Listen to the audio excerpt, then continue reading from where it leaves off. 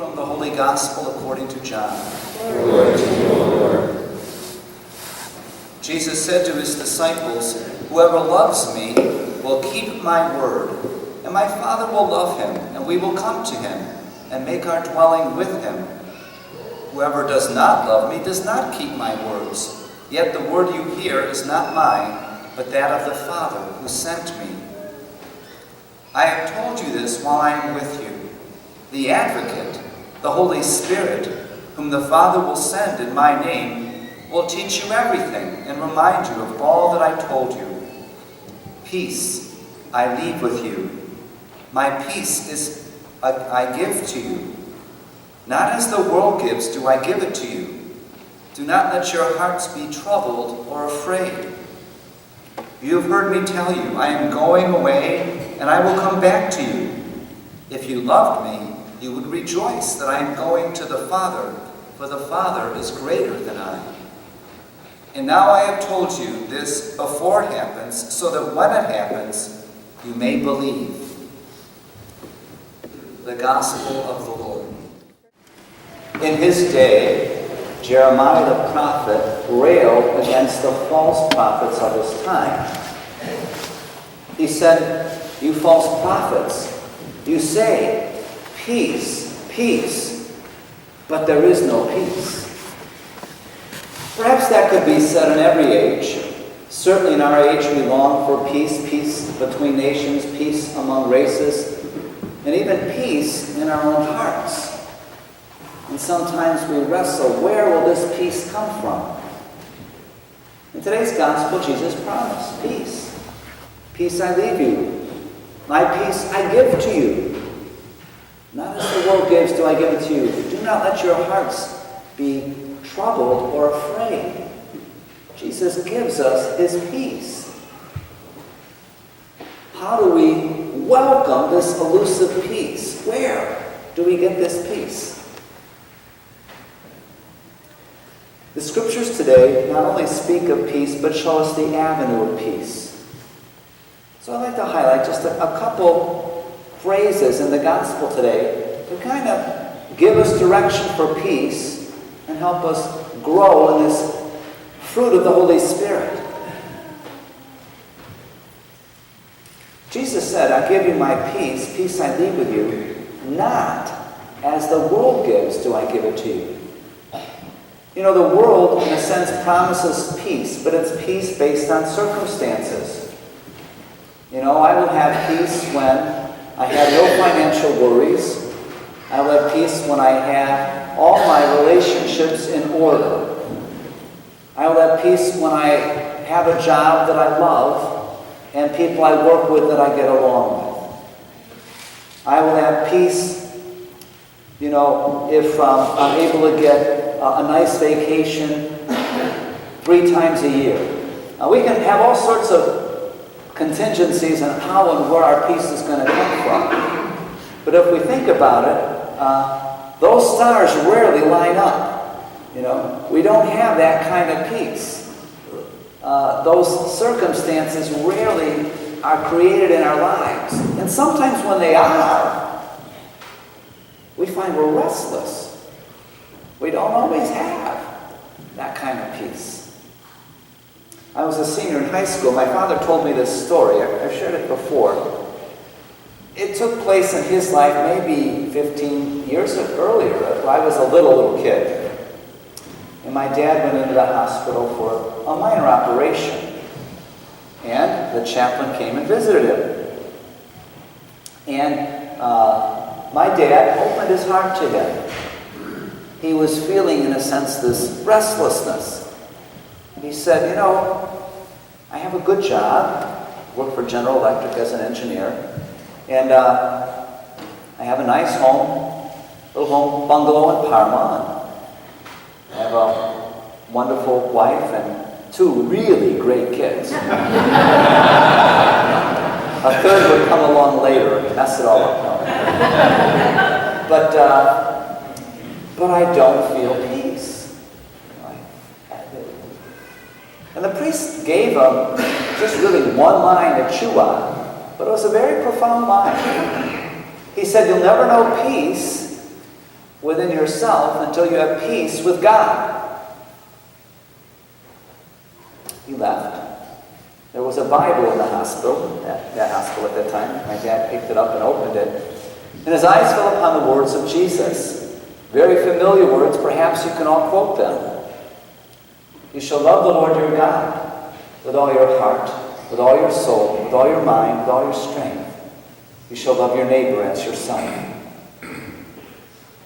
My dad put those things down. He thought about what he had and realized it's not so much what you have that's going to give you peace, it's how you live. And he made it his goal to love God and love neighbor. Now, that's a solid foundation to grow in peace. You know, the circumstances of our lives are always going to fail. Not fail, but they're always going to always be in flux.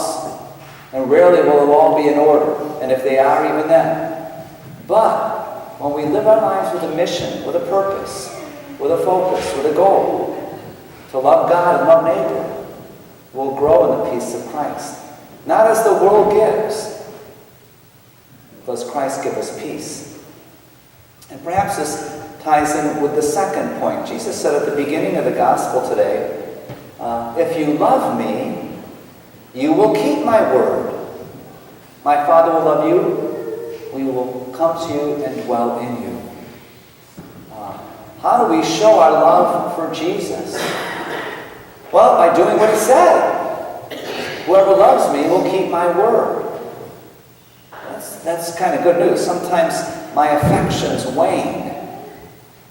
You know, I'm tired. I'm frustrated. Life is difficult. How do I show I love Jesus? By doing what he said.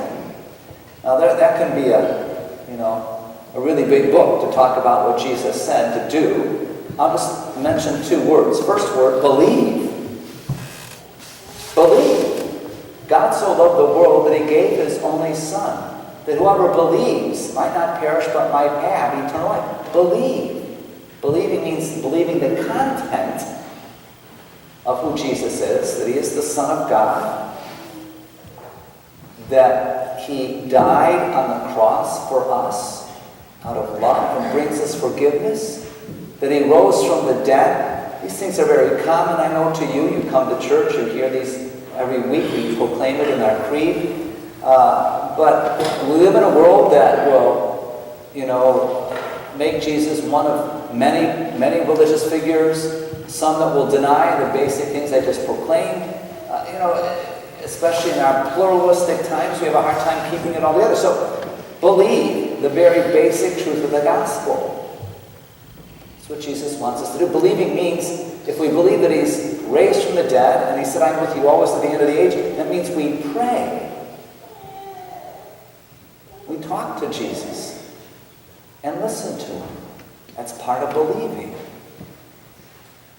He's alive. And so we can have a relationship with him. We can know him. Second word, believe in love. We had that in last week's gospel. As I love you, so you must love one another. Again, doing what Jesus wants means we don't use people. We're not afraid of people. We don't try to avoid people. We seek to love people. And it's a lifelong project. At times I do wonderfully. At times I fail miserably. I hope I'm given a little more time to learn to do it better. But that's our life. Okay? So, if you love me, keep my words. Let's begin by believing and loving. Final little message from the gospel today. Jesus said, do not let your hearts be troubled or afraid. There are lots of things that want to rob us of our peace. And we can be troubled about many things. Sometimes people tend to look at the past of their lives and fret and worry and are troubled by their actions or their lack of action. We need to place it in the hands of Jesus. We can't change the past. Some people worry about the future. I confess, I occasionally wake up in the middle of the night. And I start to fret and wonder. Anybody ever do that here? Somebody raise your hand. After I do that for a few minutes, I try to let my peace not be robbed, and I pick up the rosary, and I try to focus my mind on the mysteries of Christ, and I pray. But I think it's key, there are things in life that will rob us of our peace. If you find the news is robbing of you of your peace, don't watch so much news. We can begin watching a news broadcast with one frame of mind and leave in another. Let it go. Christ's peace is what we need to live in. We don't put our heads in the sands, we don't ignore the world, but we need to really make sure we're walking in the peace of the Lord. Peace was a common greeting in the time of Jesus. It meant not simply the absence of conflict, but the right ordering of relationships. It's based on justice, and it means blessing. Shalom. Interestingly enough, it's really not on the words of Jesus as a greeting till he rose from the dead. He greets the apostles after he's raised from the dead. Peace be with you.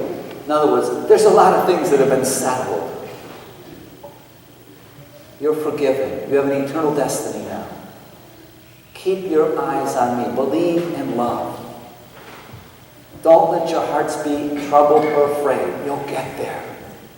Press on. I brought a little sign with me. Perhaps this can be a little summary of my thoughts here. Strange as it is. There it is. This is called bumper sticker theology. Maybe you've seen it. No Jesus, no peace. No Jesus, no peace. Okay? So may we strive to be open to that gift that the Lord has for us, peace. And as we welcome the gift, may we share it with each other.